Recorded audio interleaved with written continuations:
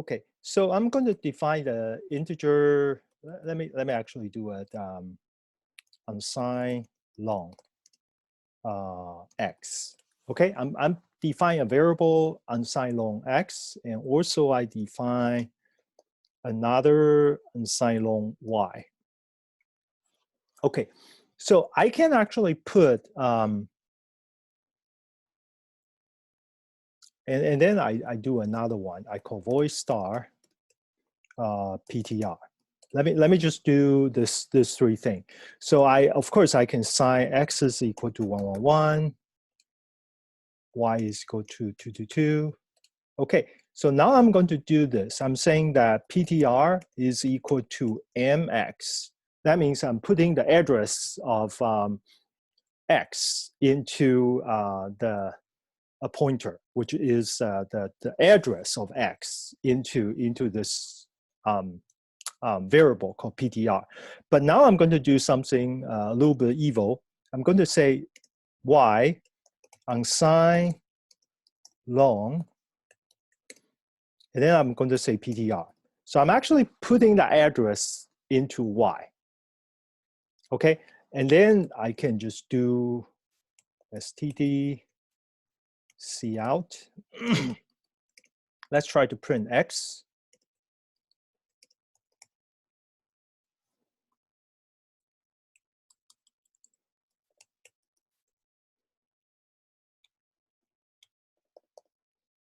Let's try to put x, put y, put PTR, and finally I'm going to print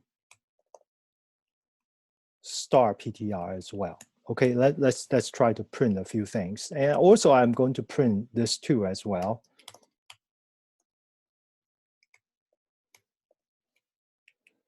I'm going to print mx, my, but I better say something. This is x is equal to space y is equal to, and then I would say mx is equal to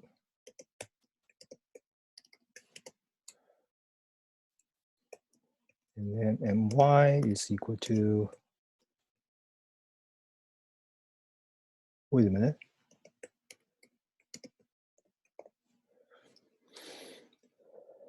And then I'm going to do PTR is equal to,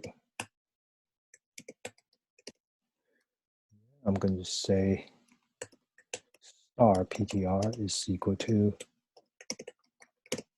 Okay, so I'm printing the 6 things in this case, and then we're going to do this from here, and then we're going to change a bit. Okay, so now you see my code. I have this printing of this 6th line. And now I'm going to execute the code. So, okay, I'm going to do g++ hello.cpp -o. I call the hello PTR. Okay, I'll just call this executable hello PTR. Oh, wait a minute, what did I do?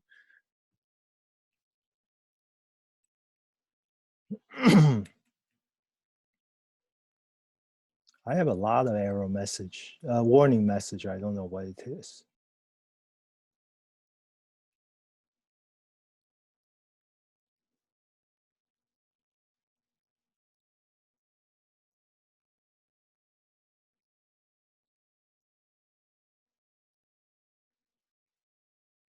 That's interesting. How can this not be allowed?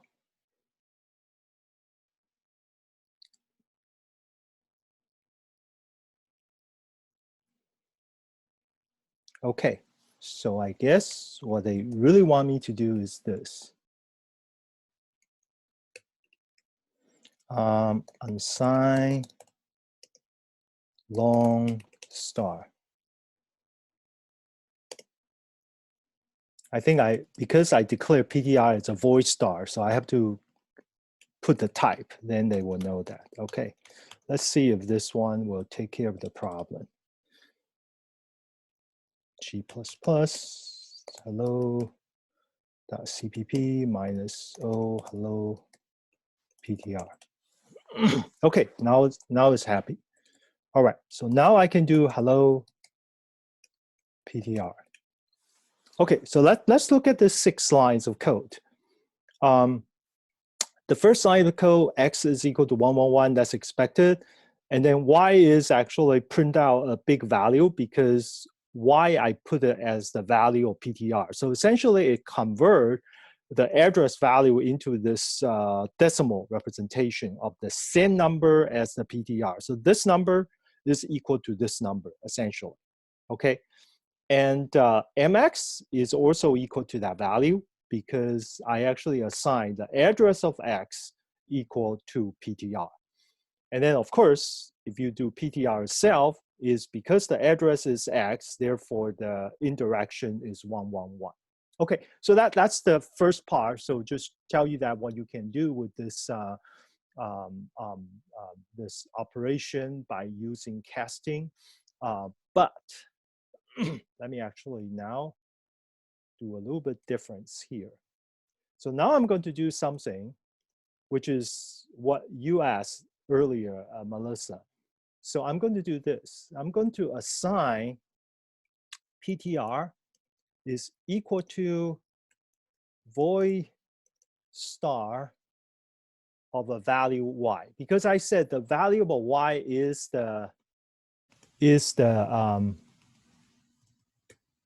address, but it's being typed as unsigned long integer, but I'm actually using casting to convert that into this. And then I'm going to print. Then after this, I'm going to print this 2 again.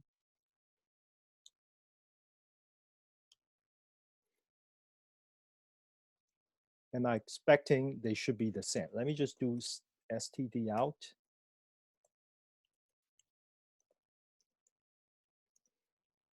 After.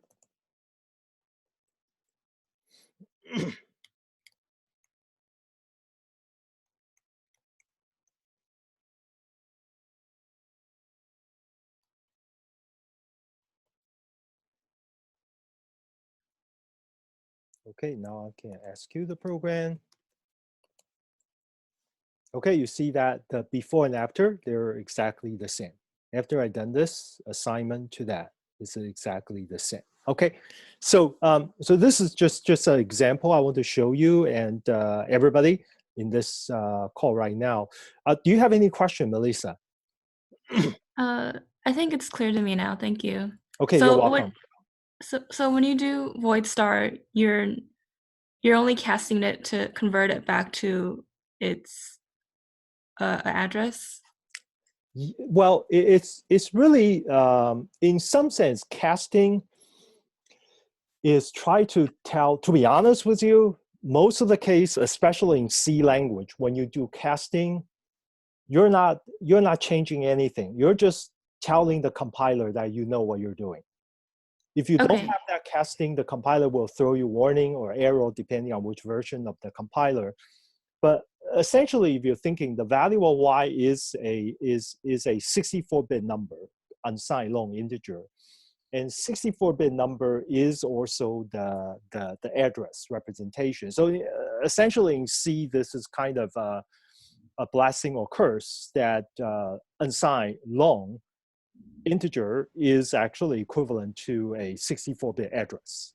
So therefore, they can be used interchangeably. And therefore, when I'm doing a casting, I'm just telling the compiler essentially, just don't get freaked out. Okay, just put the value in there. I know that it's an address, and the compiler will just say, okay, if you say so, I will let you do it. Yeah, it's kind of Thank you. my interpretation. Yeah. but I do want to say that, however, I said this is in C. That casting does not change anything, but it changed something when you do C++. Like homework assignment number 4, when you do casting, it does change. The address is changed to something else because of the memory layout. Oh, I see. Because of the inheritance. Essentially, because of the inheritance, the casting is changing that perspective. Yeah, because for homework 4, I noticed that when I changed from using void star, printing void star to printing like using the ampersand instead, my outputs were a little bit different. Okay, yeah, it's well, voice star shouldn't change anything though. Voice star shouldn't change anything. But I do want to say that let me actually go back to your original question regarding what is a voice star. What is let me actually just define another variable. I call it voice star PTR2. Okay, now I'm saying this is equal to my. Okay, so PTR is actually pointing as voice star y, but PTR2 is my, right? So I want to print out, these two are going to be very different. So I'm going to print PTR2 and star PTR2, okay? And this will be PTR2, this is going to be PTR2. Okay, I'm going to print this value here. Then I'm going to recompile. And then I'm going to run it. So you see that the PTR, the first one is this value, but the PTR2 is a different value. It's a different value. So star PTR is the value of y, which is 111. Okay, because it has pointing to that. What's interesting about star PTR2, star PTR2, this value is actually the value of this one. These two values are actually the same. I can show it to you. Let's do a casting. If I do a casting on this one, PTR, because now it assumes PTR is a voice star, so it will print out hexadecimal, but I can casting with unsigned long. I want you to print as an integer instead of print me hexadecimal, so this will be decimal if you do this. And I will just recompile the code and just start hello. If you look at the code, these two numbers are exactly the same. Yeah. Okay, so that's the relation. So casting voice star is not getting the address of y, but you put the ampersand is getting the address of y. That's the difference there. Okay, that makes sense. Okay. Yeah. Thank you. You're welcome. Hi, Professor. Yes, go ahead. Yeah, I have a question about the code is the y value. Before we assign it to it's 222, and we print it out is 14073 is a long value. No, actually, I did this as well. I did this. In fact, this line doesn't matter because I override the y as the address of PTR. So PTR is equal to the address of x, and then I assign that PTR to y. So essentially, x, the address of variable x is propagate into PTR first, and then propagate into the variable y. Oh yeah, I see this line. So okay. Thank you. Thank you. Thank you, John. Professor? Yes. I'm wondering about multiple inheritance for homework 4. I'm having a struggle printing out the account pointers, the count typecasting. And when I try to Google things, like literally one site just said use virtual inheritance instead. Like I'm having trouble no, resources. they shouldn't do that. They shouldn't do that. Yeah. Yeah, you want to print out the account, right? Okay, so let me actually say this without revealing too much about the answer. So first, you have to go to the from this object. Okay, I know what I'm saying. So let me pull out my code. Okay. Yeah. Yes. Yes, I want to kill this.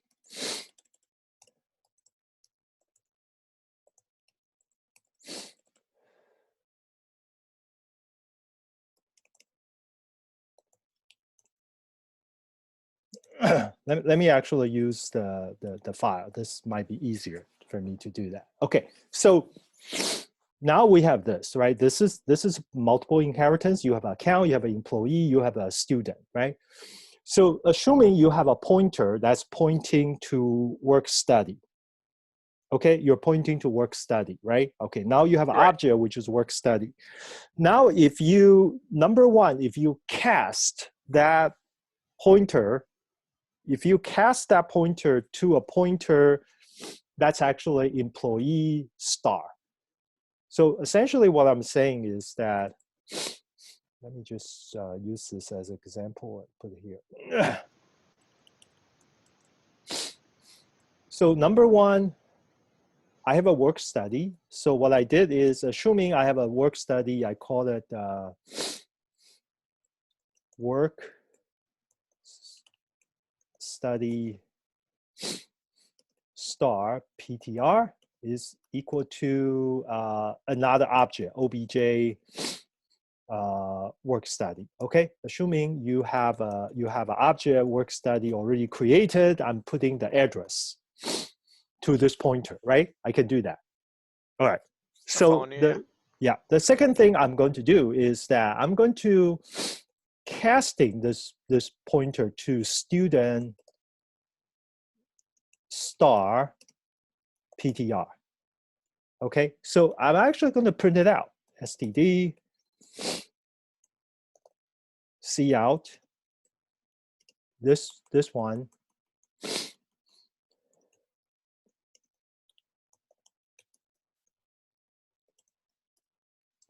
So let me ask you, do you think it will be the same or different if you do like this?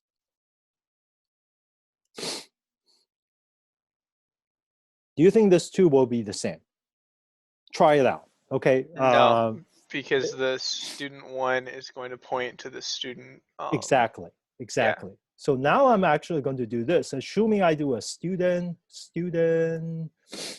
star, I call it std student PTR is equal to this part. Excuse me. Bless you. If I do this, right?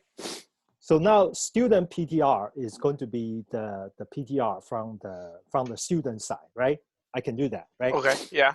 So now I'm going to do this. So now I'm going to do account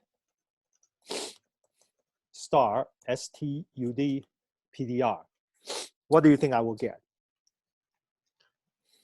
I'm hoping that you'll get the account pointer to the account under student. Exactly. But when I try to do that like all in one line without defining a separate pointer for the student underscore pointer that you did there, it seems to kind of return the same address as the student pointer. Right. So that's why I think you need to have this. But you need to do two separate lines? You need to have defined another pointer. I think you need to define. Otherwise, you have to casting twice. I haven't tried that. I forgot. Maybe it will work the same. I don't know. It's just one of the two way or both way will work. But I mean, I would say if we do this, what I want to get out of from what you have done is, wait a minute. Why have this one here?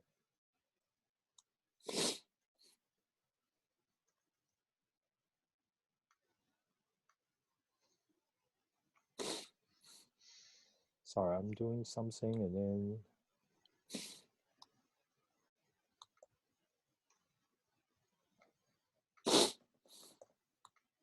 just 1 second, and I need to get my tissue.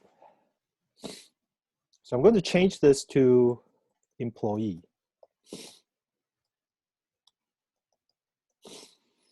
And then I'm going to do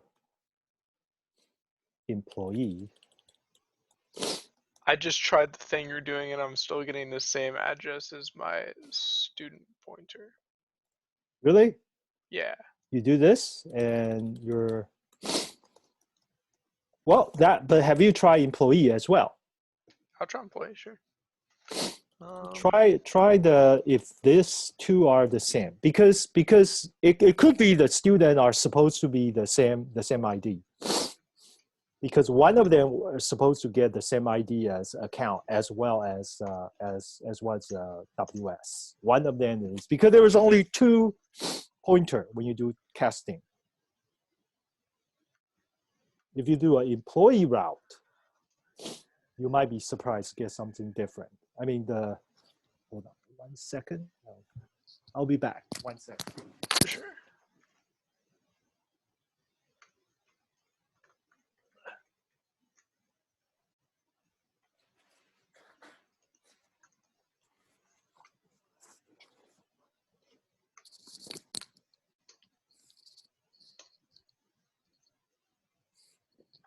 Okay, I just don't want to show you how I do it precisely, but I will show you the option that you can play around.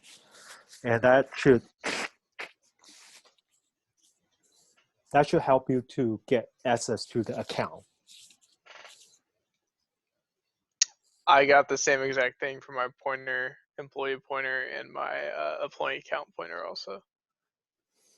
Okay, that's interesting. All right, let me try it. Let me if maybe you're right. I was not solving the problem exactly. Let me do a Control X2. Let me just do a little bit to check. Okay. For sure. I would say hello. I will call it just multiple inheritance. I'll do test. mi.cpp. All right, and then I do a Control Y here, right? So let's try to see how this will work. Include HW4 part 2.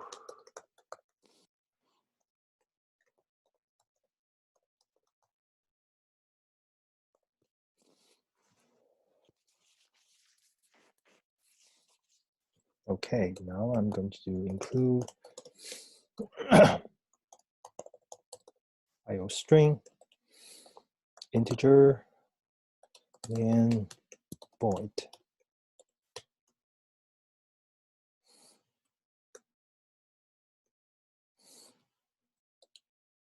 Return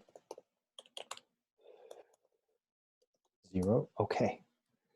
So let's say work study obj ws. I think I would just put it like this. Would that work? Let me check. Let me just try to compile it first.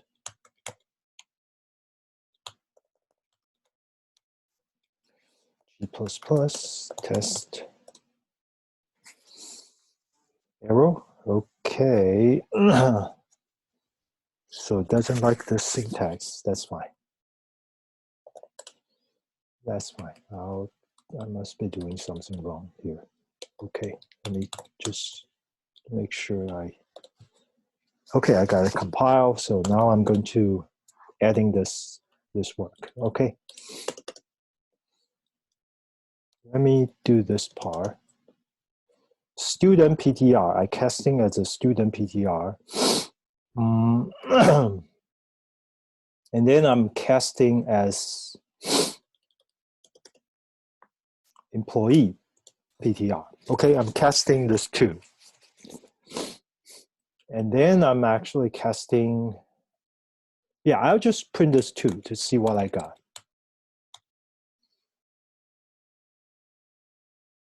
Hold down for a moment.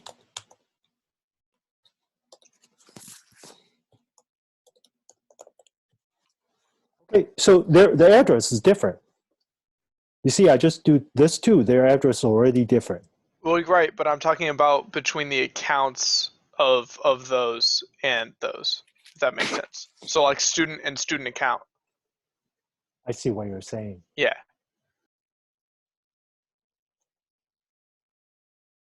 Okay. Okay. I think I know what to do with that. But let me actually check whether this will work. Okay. Hold on. I'm going to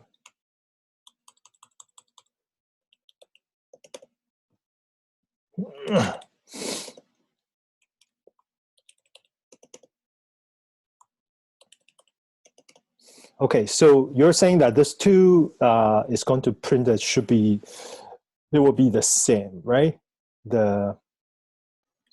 This line to print the account will be the same as this line, right? Let me No, see that. employee star pointer will be the same as account star employee pointer.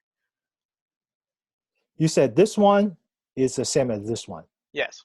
Oh, that's fine. That's actually that's actually expected.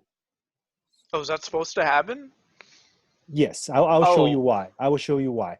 Okay. I'll show you why. But let me actually put that this is account. Let me actually just put some notes so I know what I'm talking about. Account student. And this one is account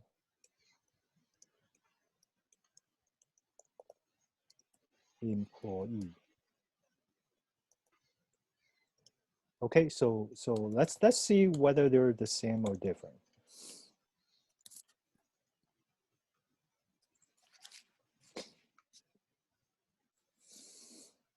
Okay, I forgot to define something.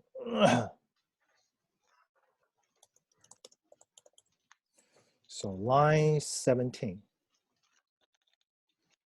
Line 17.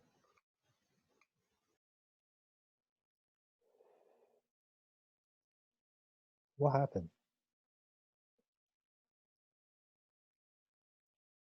17. I already defined. Employee. Oh, sorry. Employee, not employee. Okay.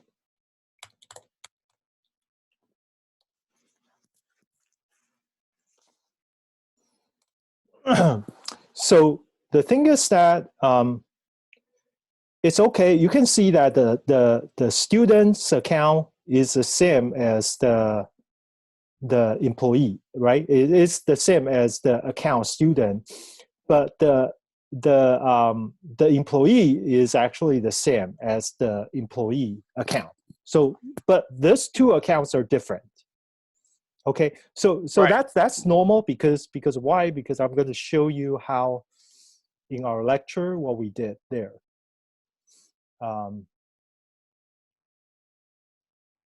This is lecture number 8, I believe.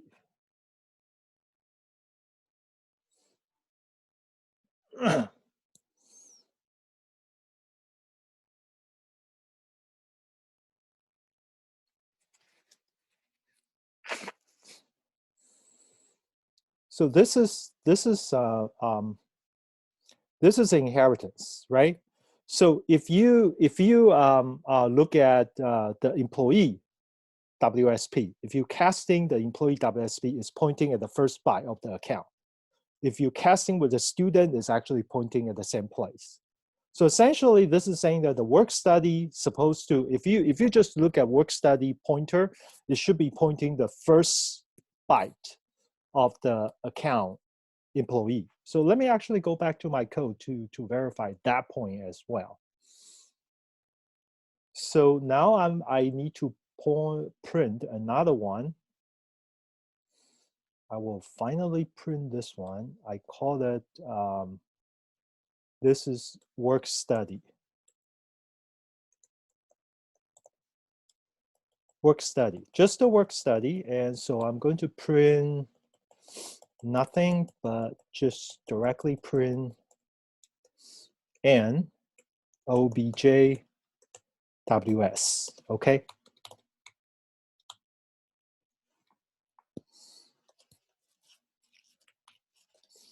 And you can see that the work study, the pointer, is exactly the same as account employee, and is exactly the same as employee. So employee, account of employee, and the work study, they're all pointing at the first byte of account E. All 3 pointing here. And only the student and the account student, they're actually pointing at this byte. So the memory layout looks like this. If you compare the address, you will find that account E's value, the pointer should be bigger than account S. If you look at the address, if you compare this two value, this address is account S, right? It's going to be bigger than this one because it's down there. If you compare this picture and this is a memory layout. Okay, this is a low memory address. This is a high memory address, and that's the pointer. Or Okay. the other way around. Sorry. Let me check. Yeah, other way around, right? The other way around. Sorry, this is a low. This is a high. Sorry. Yeah. So like when something inherits from something, it's usually on top of that in the memory layout. Exactly. Exactly. Okay, If you and don't so- have a multiple inheritance, say this two should be gone. If you only have a single inheritance, it will looks like. Let me just cover it. If you don't have multiple inheritance, you only have it like this. Okay. So therefore, work study, student, account, they all pointing to the top.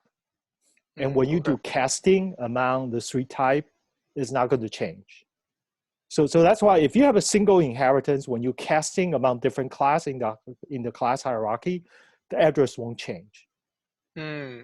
The address will only change when you have a multiple inheritance or virtual inheritance. Okay. And virtual inheritance has that vtable pointer on top Yes, of employee and exactly. student because Right. that's usually where the account memory would be if it was multiple inheritance. Well, for virtual inheritance, you really need to pointing at the virtual table. You really need to go to the virtual table and then come back to you. That's why you need to have a vtable pointer. Okay. That part I cover a little bit in lecture number 9, actually. Okay. Yeah, it's just when you want to do virtual, it makes things not as natural. So let me actually tell you that why is the design that always putting the pointer at the beginning, okay? So it's all about what is the knowledge about the compiler. So it's important that all the memory layout, you have to think about what problem can be solved at the compiler time and what problem can be solved in the runtime. And if you think about this, is account, student, and work study.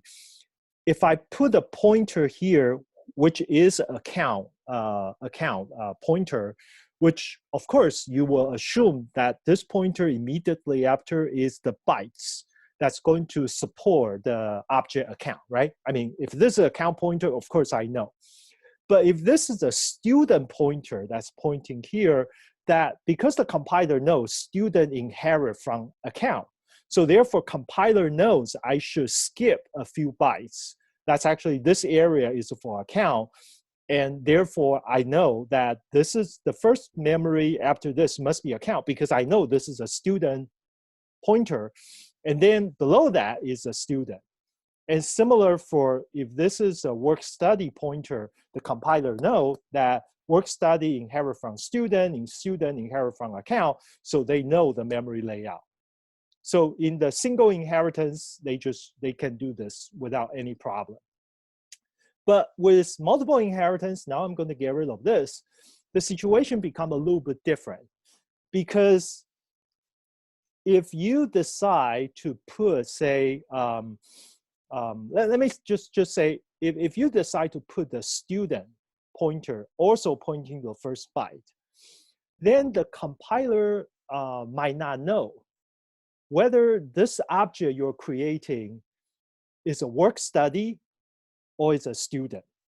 So when you create this object, I have no knowledge whether this object was created as a work study or is it created as a student. Because if it's created as a student, you won't have this two. You don't have this account and employee. Therefore, I have no idea whether I should jump this two to access to account or I can just directly use it. That's why when you're casting the student, you have to move it here. Okay, so without virtual inheritance, the first byte is always the single inheritance chain it needs to support. Okay, and the thing is that if the work study, I can simply put it here, that's okay, because the work study, the compiler know that this object is actually multiple inheritance, and I know the multiple inheritance, the left pass is employee, so I know this part is an employee because I inherit those, and the second part must be student, and the third part is work study.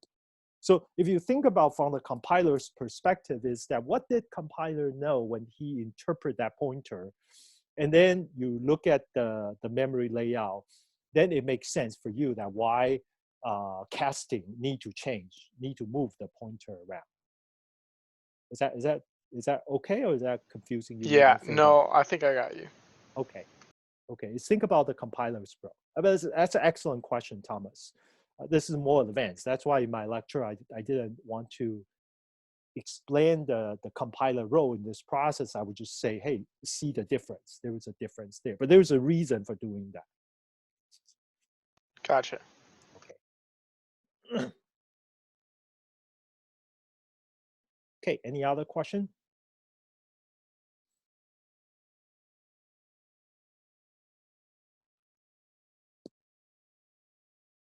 So that's why Thomas and other, when we come back, now you know that why these two are the same, right? Account student and the student, they should be the same. And the employee and account employee should be the same. And the work study will be the same as the left pass. The left pass should be employee because employee is the left. So what do I mean by left pass?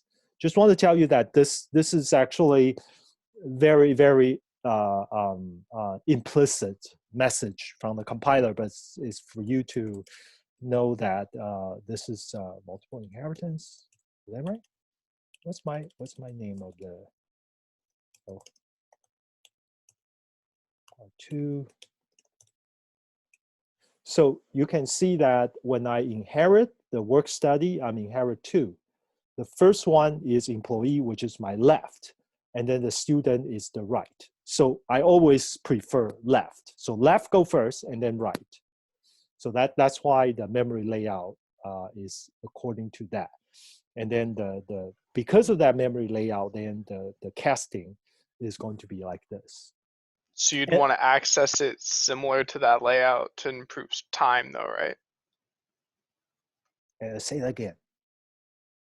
You know how in part one, when we were trying to determine the time between the two things, is that kind of similar to understanding the layout here? Like by understanding this layout, are we able to increase the efficiency of our program in some ways? It's related to memory, but not directly related. So part one is really try to say, let me actually use one of my slides to explain part one a little bit. Okay, I will use this one.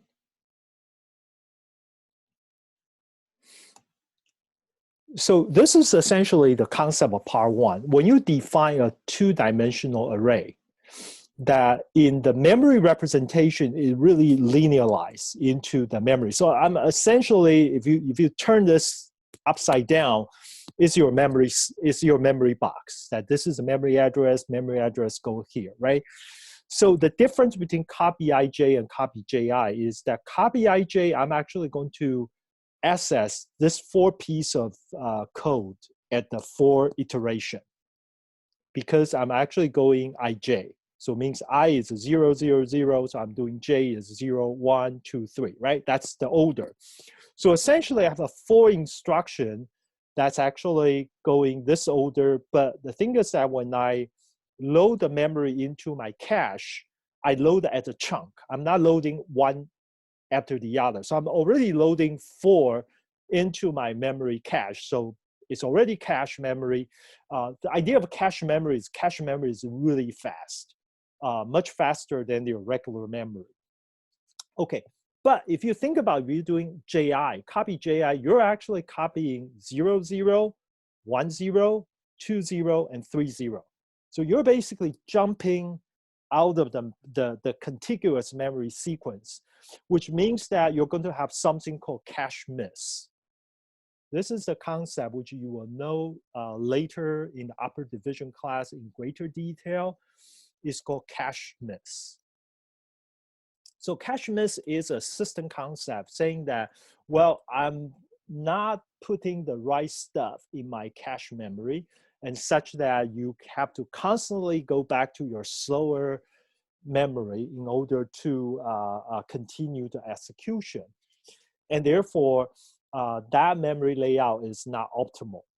But the thing is that from the programmer's perspective, that I mean, ij and ji should be symmetric, and why I will have this kind of problem is really because of how the compiler is lay out the memory in this way. Is they actually put all the I together. That's why you should have the loop, have the I at the outside loop and j in the inside loop. If you flip it, then you're actually against the memory layout, the contiguous layout, and you jump around. And because of jump around, you pay for the performance.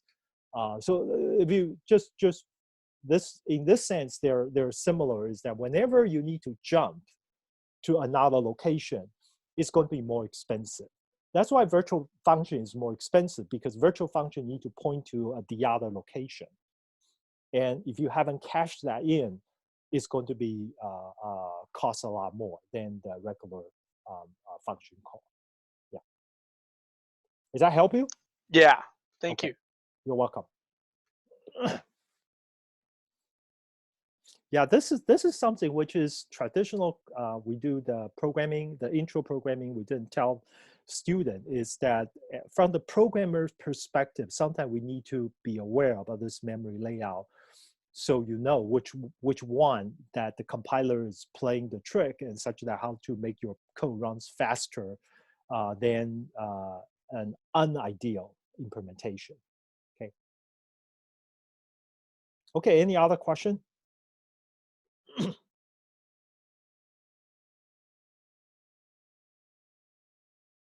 Okay, I'm going to stop the recording, and then when we have more question, I will turn on the recording again. Okay.